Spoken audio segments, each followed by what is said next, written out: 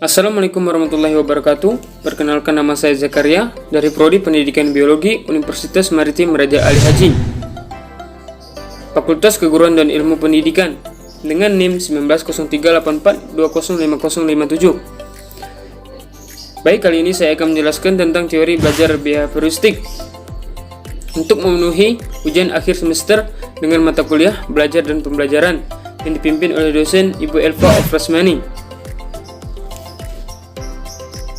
Baiklah, untuk tidak memperpanjang waktu, kita akan masuk teori yang pertama, yaitu teori behavioristik. Apa sih itu teori belajar behavioristik? Teori belajar behavioristik adalah sebuah teori yang dicetuskan oleh Gage dan Berliner tentang perubahan tingkah laku sebagai hasil dari pengalaman.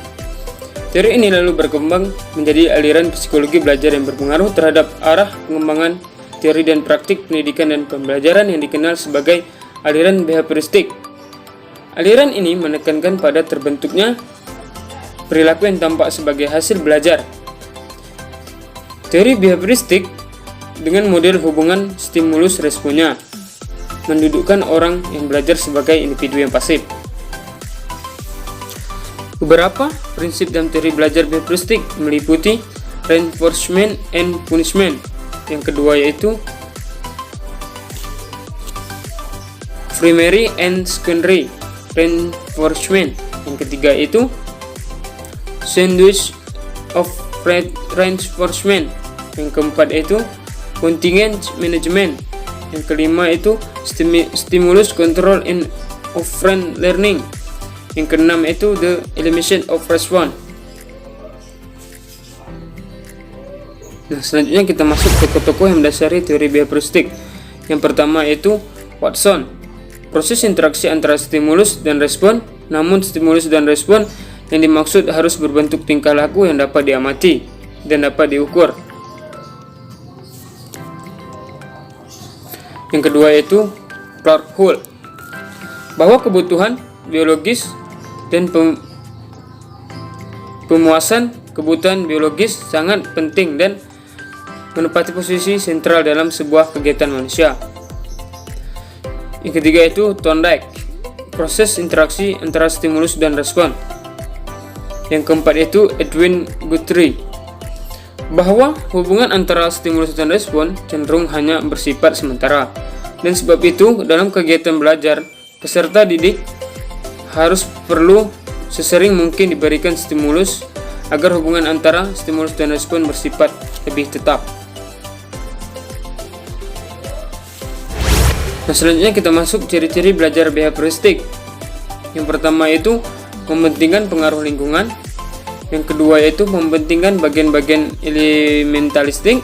Yang ketiga yaitu mementingkan peranan reaksi. Yang keempat yaitu mengutamakan mekanisme terbentuknya hasil belajar melalui prosedur stimulus respon.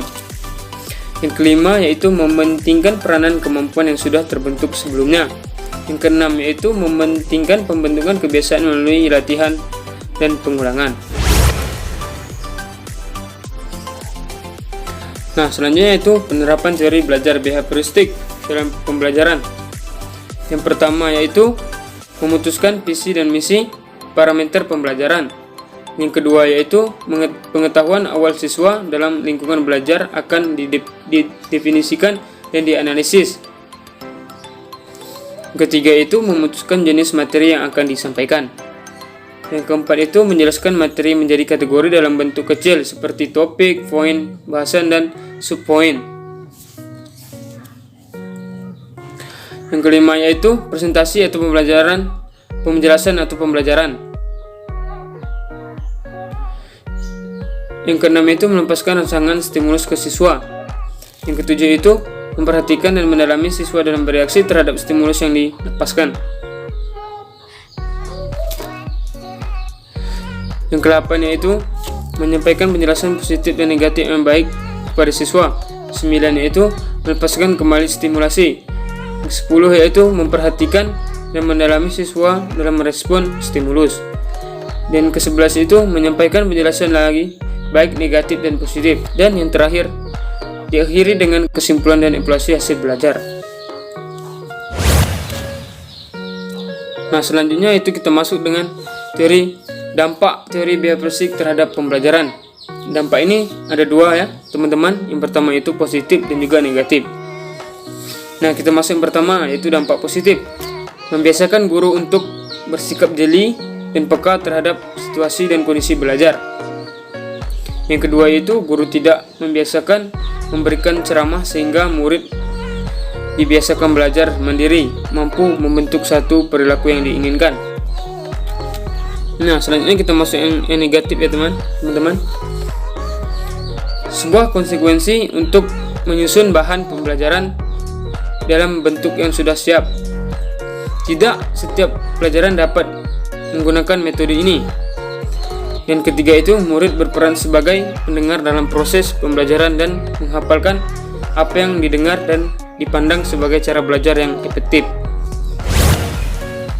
Hanya itu yang dapat saya sampaikan. Semoga bermanfaat bagi kita semua ya teman-teman. Saya akhiri dengan wassalamualaikum warahmatullahi wabarakatuh.